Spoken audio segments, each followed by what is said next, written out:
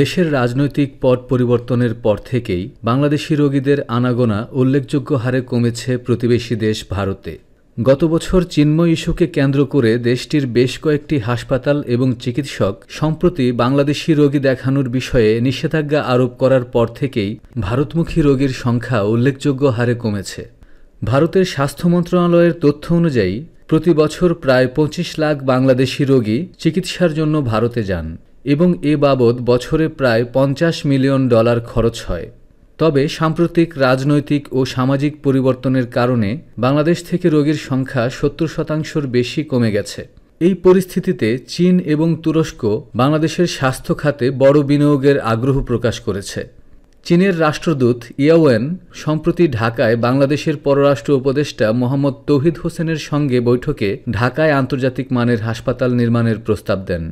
এরই মধ্যে পূর্বাঞ্চলে একটি বিশেষায়িত হাসপাতাল তৈরির পরিকল্পনা নিয়ে আলোচনা চলছে, যেখানে চীন প্রযুক্তিগত ও আর্থিক সহায়তা প্রদান করবে।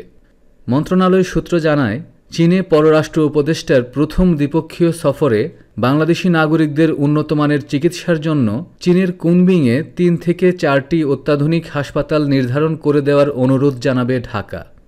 এর আগেও চীন, তুরস্ক এবং সৌদি আরবের কাছ থেকে আন্তর্জাতিক মানের আলাদাভাবে হাসপাতাল তৈরির প্রস্তাব এসেছিল করোনাকালে।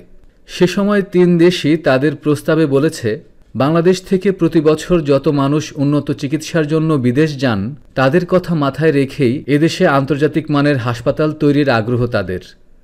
সিঙ্গাপুরের মাউন্ট এলিজাবেথ ও থাইল্যান্ডের বামরুদগ্রাদ হাসপাতালের আদলে বাংলাদেশে আন্তর্জাতিক মানের হাসপাতাল তৈরি করতে চায় এই ৩ দেশ। তবে শেখ হাসিনা সরকার এই প্রস্তাবে রাজি হয়নি। এর কারণ, হাসিনার বন্ধু মোদির দেশ ভারতে রোগী যাতায়াত কমে যাবে। বাংলাদেশি রোগীদের ভারত নির্ভরশীলতা কমে যাওয়ার ভয়ে পলাতক হাসিনা সরকার তখন রাজি হয়নি। এদিকে প্রতি বছর প্রায় ২৫ লাখ বাংলাদেশি ভারতে চিকিৎসার জন্য যায় আর প্রায় $৫০ মিলিয়ন ব্যয় হয়।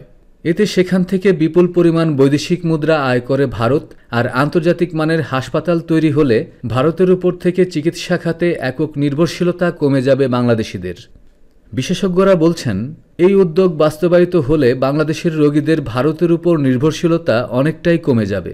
পাশাপাশি চিকিৎসার জন্য বিদেশে বিপুল বৈদেশিক মুদ্রার অপচয়ও রোধ হবে।